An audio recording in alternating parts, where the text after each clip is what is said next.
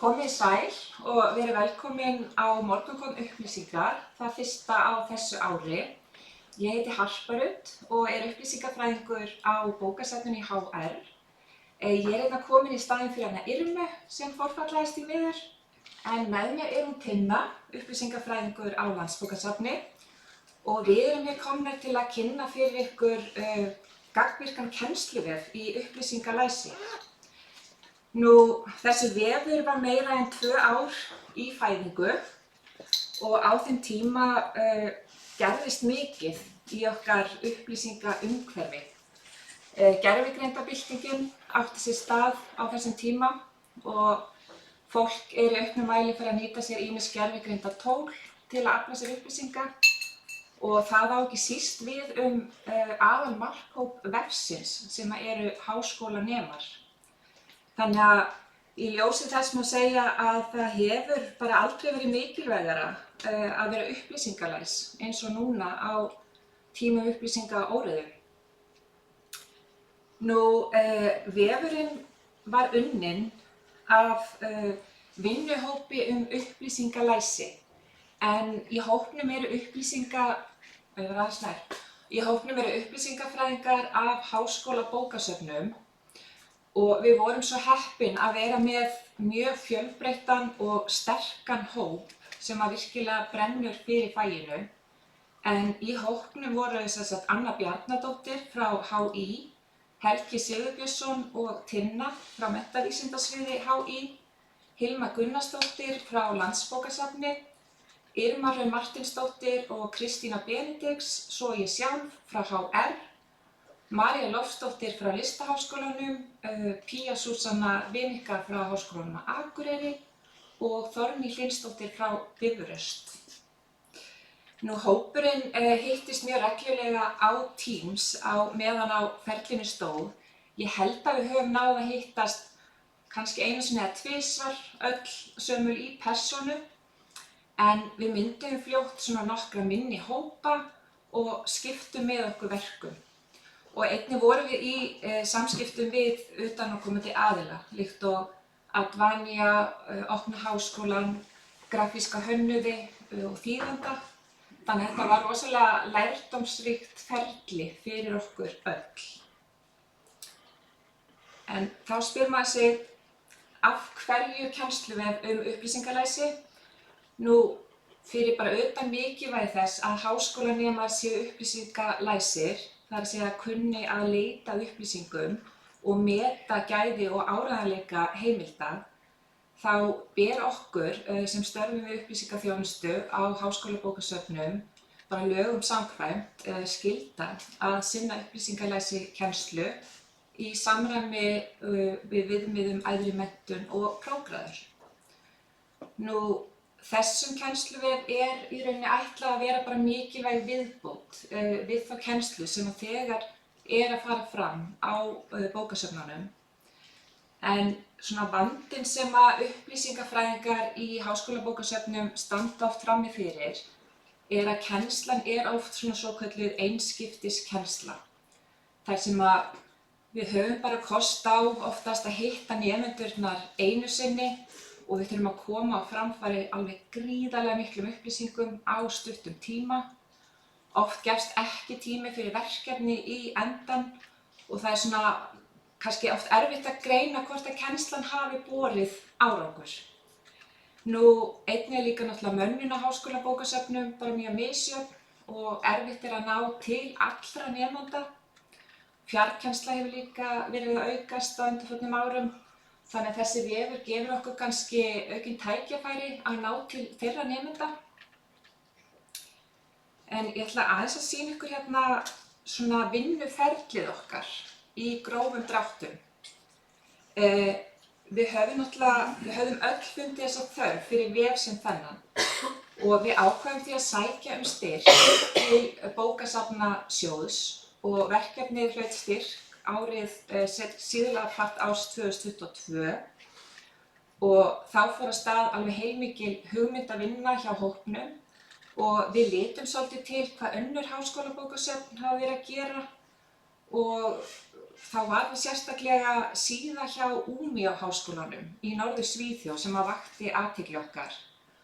Og sá vefur svona endaði með að vera innblásturinn af þessum vef sem að við varandi uppsetningu þessa vefs, þótt svona efnistökin hafa ekki verið þau sömu. Nú, við ákváðum strax að hafa vefinn í opnum aðgangi og að hann væri þannig að það er hægt að taka hann á eigin hraða. Það er hægt að bæði hoppa fram og tilbaka til að leita upplýsingum og það er líka hægt að nota námskeiðið eða vefinn sem bara námskeið í heild sinni. En einnig mögulegt að flétta upp í honum til þess að finna einstök atriði. Þannig getur til dæmis verið mjög þægilegt að flétta upp í vefnum samhliða verkefnavinnu og þá er hægt að nýta sér tæknina sem er kennd og læra samtímis á meðan maður framkvæmir. Nú, til að byrja með þá var vefurinn settur upp sem svona Wix-prótótýpa en við ákváðum síðan að nota Articulate Rise-kerfið hjá Opna Háskólanum. Articulate Rise er í rauninni bara mjög þægilegt verkfæri til að búa til rafrænt námsefni á einfaldan og aðgengilegan hátt. Við framkvæmdum notendaprófanir og fengum mjög gagnlegar ábendingar frá háskólanemum. Myndbandahópurinn okkar fór síðan og tók upp kennslumyndböndin í upptökuveri og voru þau síðan unnin í samstarfi við Opna Háskólann. Síðan hófst vinna við að þýða vefinn og við fengum til liðs við okkur mjög færan þýðanda.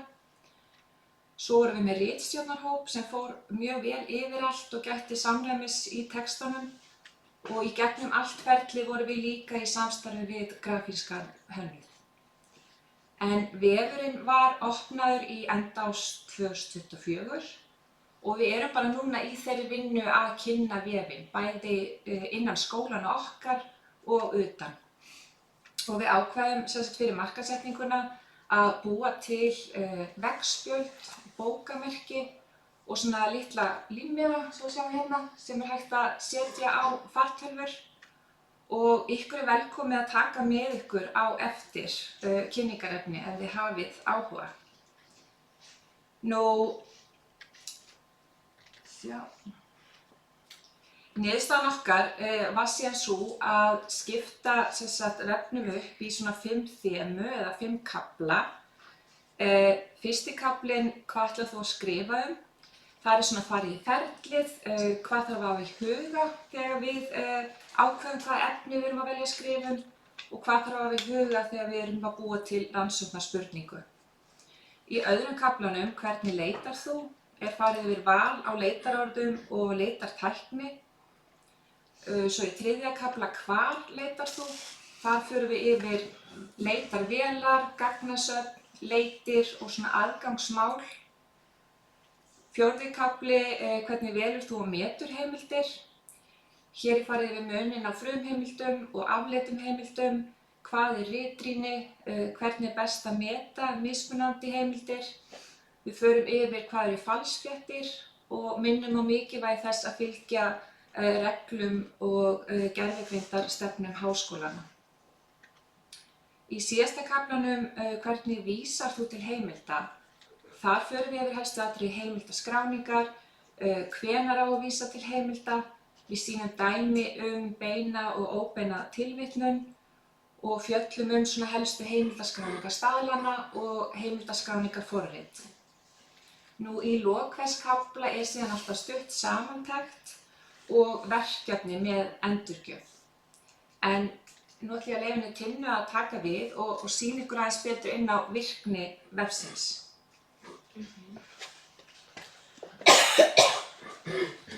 Já, við vildum náttúrulega koma til móts við mismunandi þarfir nemenda og hugum því vel að aðgengismálum og hafa miðlunarleiðirnar fjölbreyttar. Og vefurinn lítur vel út, bæði í síma og öðrum tækjum, iPad og síma. Og hugsunin okkar var alltaf að höfða til sem allra flestra og halda athygli notandans sem lengst. Hámarka líkurnar á að þeir fari gegnum vefinn. Og við notuðum aðferðir leikjavæðingar, við notuðum svona gagnvirk og fjölbreytt verkefni eftir hvern kafla. Og hérna á skjánum sjáum við dæmi 4 mismunandi miðlunarleiðir sem við notum. Þess að fyrir utan bara hefðbundinn texta. Það eru þá myndbönd og gagnvirkar æfingar, svo settum við fram svona myndrænt eða grafískt og svo settum við eyðublöð og gátlista sem þá bæði hægt að prenta út og hafa hjá sér eða fylla í og hafa í tölvunni. Já, og við höfum líka í huga, og ekki síst eftir notendaprófin, að sumir vilja bara helst lesa texta, aðrir vilja frekar hafa myndbönd en aðrir lesa betur út úr skýringarmyndum og líka það væri gagnlegt að læra þessi atriði með því að framkvæma þau. Þannig að það væri gott að hafa þetta svona við hliðina og maður að vinna verkefni og getur maður fylgt þessu. Og þess vegna settum við efnið fram í myndböndum, textaverkefnum og eyðublöðum og gátlistum og settum textan upp á myndrænan hátt þar sem okkur fannst það henta betur. Já, allir í hópnum framkvæmdu notendaprófanir og áttu viðtal við nemendur og þannig fengum við alveg gríðarlega góðar og gagnlegar ábendingar atriði sem mætti bæta við, ýmislegt sem nemendum þótti ruglingslegt, ekki nógu skýrt og gátum þá breytt því og unnið betur. Þess vegna í heildina fengum við mjög jákvæða endurgjöf frá nemendum og höfum líka fengið frá nokkrum kennurum jákvæða endurgjöf. En það kom í ljós við þessar notendaprófanir að nemendur eru svona í það bil 80 mínútur að fara í gegnum vefinn sem passar nokkuð vel, það eru svona 2 kennslustundir. Já. Þetta er vefurinn, hvernig hann lítur út þegar við komum inn á vefinn og við viljum alltaf bara eindregið hvetja ykkur til að skoða hann eftir kynninguna, segja öðrum frá og hvetja háskólanema og háskólakennara að skoða vefinn. En ég ætla þá að fara aðeins inn á vefinn og leyfa ykkur að sjá örstutt hvernig hann lítur út og skoða eins og eitt eða 2 myndbönd. Sjá. Já, svona lítur vefurinn út og svona seint í ferlinu ákveðum við þessi einkunnarorð, leita, finna, meta, til þess að hafa svona grípandi og skýrt hvað vefurinn fjallar Og þá í raun þú kemur inn á vefinn, annaðhvort hægt að einfaldlega byrja námskeið og fara gegnum vefinn þannig, eða það hægt að skoða yfirlit yfir kaflana og efnistök í kaflanum. Þannig að það í raun þá hægt meðfram verkefnavinnu að fletta upp í og rifja upp. Og eins og fyrsti kafli, hvað ætlar þú að skrifa Það er alltaf inngangur í upphafi hvers kafla og æfing og samantekt. Kaflarnir eru byggðir þannig upp. Og annar kafli þá að fara í hvernig leitar þú. Hann langur og góður og myndbönd og samantekt. Þriðji kafli hvar leitar þú. Fjóraði hvernig velur þú og metur heimildir, sem einmitt gríðarlega mikilvægt af því að nemendur eru oft bara ekki alveg á hreinu hvað best að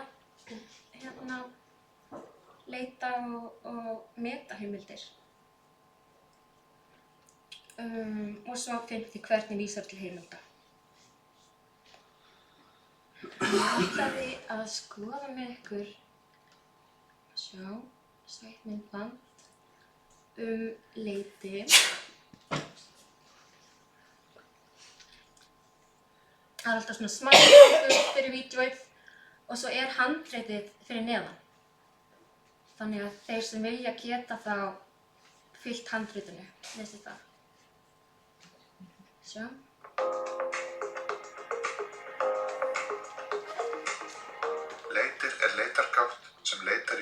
efni íslenskra bókasafna, bæði prenti og rafrænu formi, nær yfir efni í opnum aðgangi, landsaðgangi og séráskrift. Leitir mjög góður staður til að leita að fræðilegu og ritrændu efni, hvort sem leitað að bókum, rafbókum, tímaritum, greinum eða skýrslum. Athugið þó að tímarit.is, sem varðveislusafn dagblaða og tímarita, svo dóma og lagasafn eru ekki inn á leitir. Leitir.is leitar í öllum söfnum og dökkgrænt á litin. Mögulegt að fara inn á sérviðmót á leitir.is fyrir hvert háskólabókasafn fyrir sig. Kostirnir við það eru að þá fáum við ekki upplýsingar efnið sem þitt bókasafn á ekki eða hefur ekki aðgang að. Hafðu samband við þitt bókasafn eða skoðaðu heimasíðu bókasafnsins til að finna viðmót þíns háskóla á leitir. Ef ég fer á til dæmis Landsbókasafn Íslands sem líka fyrir Háskóla Íslands, ég einungis með efni sem Landsbókasafn Íslands háskólabókasafn á eða með aðgang að. Ég get skráð mig inn með rafrænum skilríkjum eða notendanafni og lykilorði sem nauðsynlegt til að sjá hvað ég með í útláni, til að endurnýja útlán, setja mig á biðlista fyrir efni sem í útláni hjá öðrum, óska eftir millismannaláni og fleira. Nú ætla ég að athuga hvort bókasafnið mitt eigi bók sem heitir Literary Criticism. Ég set titilinn í leitargluggann og bókin birtist efst í leitarniðurstöðu. Í færslunni stendur hvernig næ ég í efnið og með því að smella á það sé ég undir staðsetningu viðfanga að bókin á 4. hæð í bókhlöðunni og raðtáknið 809 JAM. En bókasafn merkja prentaðar bækur sínar með raðtákni. Fyrst númer eftir efni og síðan 3 bókstafir nafni höfundar eða titli. Raðtáknið gerir okkur kleift að finna bókina á safninu. Fyrst í númeraröð og síðan í stafrófsröð. Hér sé ég að til eru 2 bindi af þessari bók. Þau eru bæði merkt eintak á sínum stað, svo þau eru ekki í útláni. Ef við förum aftur í niðurstöðugluggann og skoðum bók nr. 2, American Literary Criticism since the 1930s, stendur rafrænn aðgangur í stað hvernig næ ég í efnið, þar sem þetta rafræn bók en ekki prentuð. Þegar ég smelli á rafrænn aðgangur, aðgangur að heildartexta veittur hjá eBook Central. Við reyndum að miða við að hafa myndböndin ekki lengri en 3 mínútur, bara svona til þess að reyna frekar að halda athygli nemenda sem náttúrulega ekkert of löng. Þannig að þau eru öll svona 2,5 til 3, Já, einmitt. Það var líka alveg sem áskorun að koma öllu sem við vildum segja í stutt myndbönd. Já, og þá sem sagt hægt að lesa textan hér og halda svo áfram og þá kemur æfing sem þá úr myndbandinu og efninu sem var þar á undan í kaflana. Og eru með nokkrar tegundir æfingar, það líta ekki allar svona út, þannig að það er svona fjölbreytilegt. Og svo ef við prófum að setja þetta hérna, þá kemur svona svona upp ef þetta er rétt og ef það er rangt þá hoppar hann svona tilbaka. Og það er oftast bara svona 5-7 spurningar í hverju verkefni, eitthvað svoleiðis. Já, eitthvað svoleiðis. Og við reynum svona að brjóta upp kaflana með verkefnum inn á milli til þess að einmitt líka halda áhuganum. Já. Þetta er svona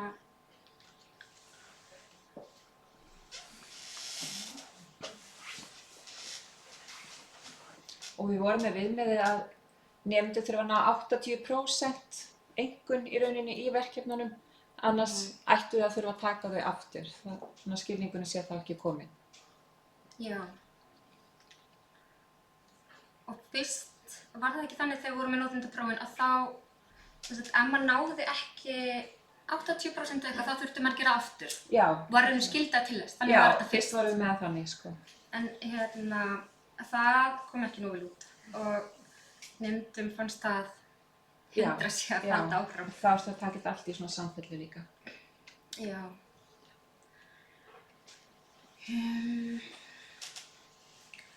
Svo kannski til þess að sýna líka dæmi hvernig við settum fram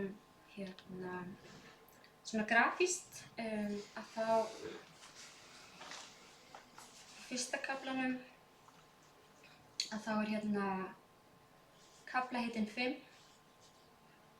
og við lögum áherslu á, og það stendur hérna fyrir ofan, að þetta verkefnaferli sé ekki línulegt og þess vegna eru pílurnar svona fram og tilbaka, að þú getur þurft að fara fram og tilbaka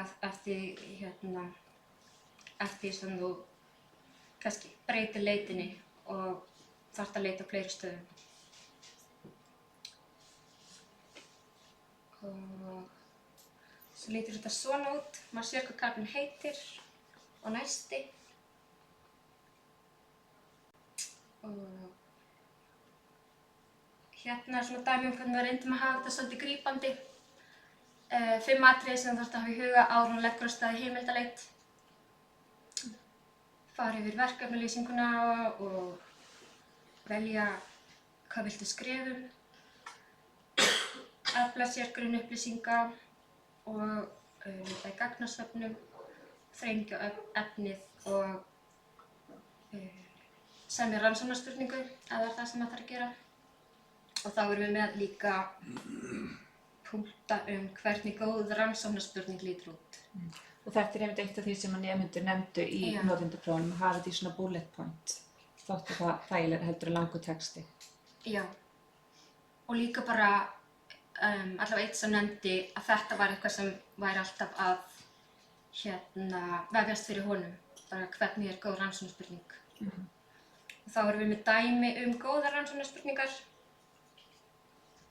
Og hérna er svona gagnvirk spjöld. Rannsóknarspurning er ekki góð ef hægt er að svara með já eða nei. Þá er hérna merki neðst að það sé hægt að snúa við. Þá færðu frekari dæmi. Svo erum við líka með hana Silju. Hvað sérðu? Með hana Silju, sem er svona... Já, ég var að sýna Silju. Já, æfingin í fyrsta kafla, hún er svona... Já, kannski svona léttust, bara við ákveðum að hafa þetta ekki of flókið svona í fyrsta kaflanum. Það eru bara 2 spurningar. Og þá er nemendur kynntur fyrir henni Silju sem er að byrja á nýju verkefni. Og þú ætti að hjálpa henni með fyrstu skrefin af því að byrja á nýju verkefni. Og þá ertu búin að lesa ferlið við verkefnavinnu sem ég sýndi á.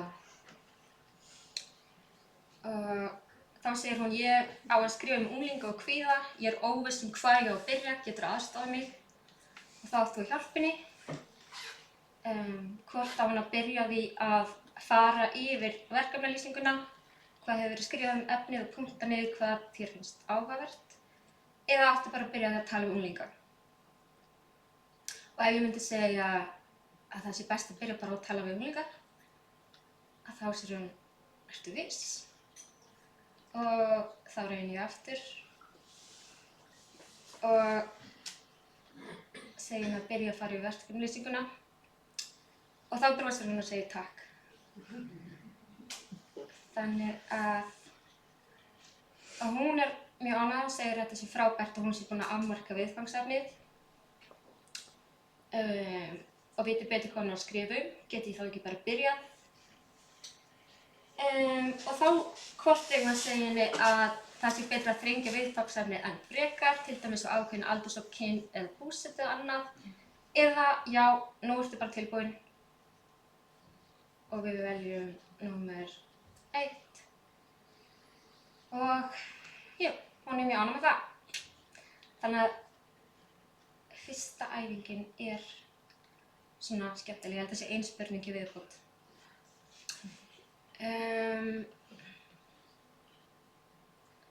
Já. Svo ég læt þetta kannski bara nægja á sýnikennslunni. Okkur finnst bara að upplýsingalæsi sé sífellt nauðsynlegra. Eins og hún sagði, bara á meðan við vorum að vinna þetta verkefni að þá bara, þú veist, upplýsingaheimurinn breytist náttúrulega alveg stöðugt, en bara sérstaklega síðustu misserin með öllu sem er að gerast í gervigreind og allt. Enda sáum við fljótt að umfjöllun okkar gervigreind yrði að vera bara mjög hnitmiðuð og bara vísa í stefnur skólana af því að þetta væri orðið úrelt eftir viku. Og við hugsaum það bara svona í ferlinu að það væri gaman að gera annan samskoma við þá gervigreinda læsi.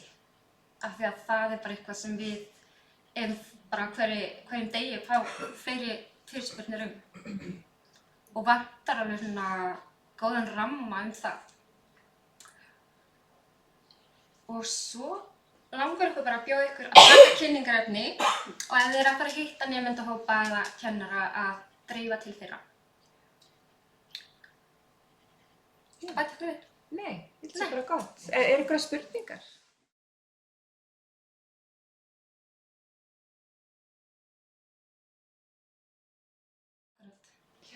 Þetta er einmitt bara svona það sem við erum að byrja að gera núna. Og við erum að fara svolítið inn í svona fyrsta árs námskeið, vinnulag. En það er oft bara fyrsta námskeið sem nemendur eru að taka og maður svona veit ekki alveg hvað mikið situr eftir náttúrulega. Og þess vegna er þessi vefur góður og við ætlum að kynna hann vel fyrir kennurum.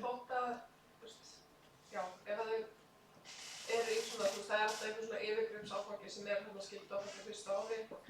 Að þau kannski muni ekkert allt úr þessu, en það bara þá er þetta komið að þau muni vita að þessi til. Og eru búin að fara í gegnum þetta og þetta er svona síast aðeins inn og svo kemur á því að gera eitthvað loka ritgerð þá svona herðu, býttu, það var þetta vefur sem ég fór á, þá er þetta allt þarna á einu stað. Þetta er þessi svona innri markaðssetning sem við erum að byrja á bara hver í sínum skóla og ég held að veri kannski svolítið ólíkt bara hvernig háskólarnir ætla sér að markaðssetja þetta. En við einmitt í HR erum að vonast til þess að koma námskeiðin bara inn í Canvas og vera með sem námskeið þar og við ætlum síðan að fara núna og fara að hitta hver einustu deild og sýna þeim vefinn og einmitt þetta er líka svona inngönguleið fyrir okkur að komast örugglega inn í þessa kúrsa sem þú ert einmitt að nefna. Af því það er ekkert alltaf líka sem kennararnir eru að biðja okkur. Þannig að við þurfum svolítið að vera svona sýnileg sko. Mjög upplýst. Já, og bara í svona miklu svona, fasa hvernig þetta kemur sko. Mér fannst það alveg áhugavert hvað voru ótrúlega margir nemendur sem voru komið að byrja að gera BR-ritgerðina sína og bara höfðu aldrei heyrt rithöfuð. Nei, akkurat. Jafnvel mastersnema líka sko. Já, þú veist það var alveg náttúrulega mastersnema. Þú veist þau voru bara, ég vissi ekki þetta til.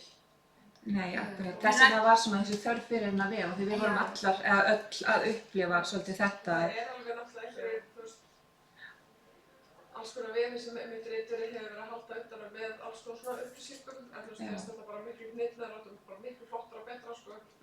Og mér finnst það geggja að horfa á myndböndin og láta þess taka smá próf af því maður horfir á myndbönd og það veit ekki alveg hvað situr eftir Nei, þetta er svolítið akkurat leiðast til að muna eitthvað strax. Einmitt. Við vorum líka að passa jafnvægið að það væri ekki of langt. Og svona, en samt má ekki náttúrulega mata fólk eins og þessi ykkur leikskólakrakkar. Það þurfti svolítið að finna það jafnvægi. Akkurat. En einmitt líka, ég myndi alveg mæla með að nota ritverið þau eru náttúrulega með alls konar upplýsingabæklinga á sínum borðinu og svona, ég veit að það er að færa stöð þetta eitthvað mann. Þú veist, það er að setja kynningarefni hjá þeim, til dæmis. Akkurat, gera það. Já, svo var líka, sko, því að það er náttúrulega bara mannlegt að vilja fara styðstu leiðina í náminu, bara maður hefur mikið að gera. Og þess vegna vorum við líka svolítið að tala að eiga samtal við kennara að það væri bara svona skylda. Þetta væri bara inn í námsstefninu. Já, þú veist, ég myndi vilja að það væri bara absolutt sko. Við erum í rauninni ekki neitt svona alveg náið í neinar ákveðna aðferðafræði við rannsóknir en við svona meira förum bara í hvernig við getum mótað rannsóknarspurninguna hérna. En þetta var einmitt eitt sem við stóðum frammi fyrir að þetta eru náttúrulega svo ólík viðföng bara eftir líka skólunum og slíku að við þurftum að hafa þetta svolítið almennt og svona meira einbytta okkur að einmitt rannsóknarspurningunni og hvernig þú getur afmarkað efnið þitt frekar heldur en hvað aðferðin þú nota síðan. Já, við ræddum þetta alveg töluvert og við erum náttúrulega í hópnum bara, þú veist, sumir sjá mest lögfræði og aðrir félagsvísindi og hérna að þetta yrði svona opið. Tæknifræðigreinar til dæmis. Já, og skrifum þá sko á nokkra staði hafðu samband við kennarann eða þitt bókasafn til að fá Ég meina bara svona einmitt almennt. Jú, þetta er í rauninni frekar almennur inngangur. Já, en ef þú ert að skrifa núna?